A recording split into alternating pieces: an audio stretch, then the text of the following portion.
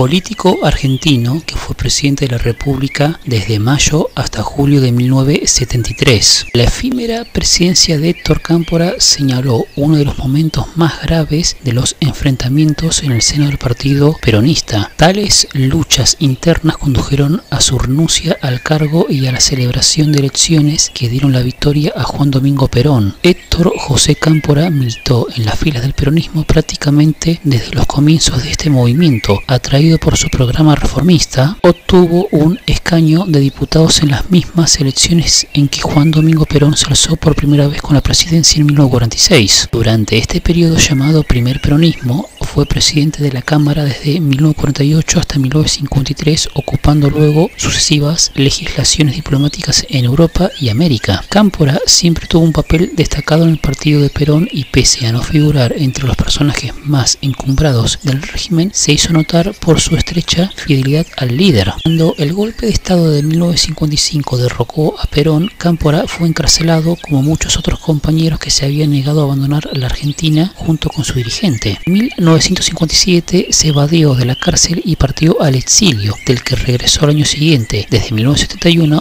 fue el representante de Perón en el país y se identificó con las corrientes izquierdistas del partido. En 1972 formó el Frente Justicialista de Liberación, también conocido como Frejuli, y un año después, en las elecciones del 11 de marzo de 1973, la nueva formación peronista, en coalición con otras fuerzas, obtuvo una amplia victoria, el 52,6% de los votos, 20 de las 22 gobernaciones provinciales y la mayoría en las cámaras de diputados y senadores. El Frejuli había presentado a Héctor Cámpora como candidato a la presidencia ante la imposibilidad legal en ese momento de designar a Perón, quien por hallarse en el exilio no cumplía el requisito imprescindible de residencia en el país que señalaba la ley electoral. La elección de Cámpora supuso el triunfo del ala radical del peronismo y el inicio en un clima optimista de una nueva etapa que contaba con el apoyo por mayoría absoluta del Parlamento argentino. En su primer discurso, Héctor Cámpora se comprometió a otorgar una amplia amnistía política y a liberar a todos los presos de conciencia. Pero el regreso definitivo al país de Perón el 20 de junio de 1973 precipitó las disidencias. El líder indiscutido se decantaba claramente por un tono más moderado, reivindicando la legalidad, el orden constitucional y sobre todo el encauzamiento de la participación por carriles institucionales. 13 de julio, presionado por el sindicato de la CGT y por el ejército, Cámpora presentó su renuncia. Las nuevas elecciones se resolvieron en una arrolladora victoria de Perón y de su tercera esposa, María Estela Martínez, candidata a la vicepresidencia. Apartado del ala izquierda del peronismo, el expresidente Cámpora fue nombrado embajador en México de 1973 al 74. Tras el golpe de Estado de 1976, que puso fin al gobierno peronista, Héctor Cámpora se refugió en la Embajada de México en Buenos Aires y hasta 1979 no pudo salir de la Argentina. Falleció en la localidad mexicana de Cuernavaca en 1980.